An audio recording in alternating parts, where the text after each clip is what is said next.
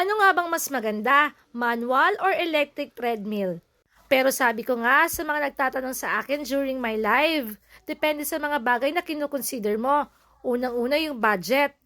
Pag mas mura, syempre yung manual yon. At pag mas mahal ng konti, syempre yun yung electric. Aside sa may additional cost ka pang babayaran para sa kuryente.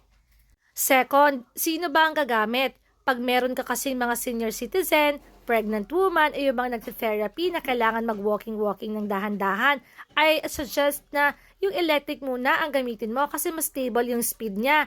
Unlike sa manual treadmill na ang suggestion is nakahawak ka dapat sa handrail.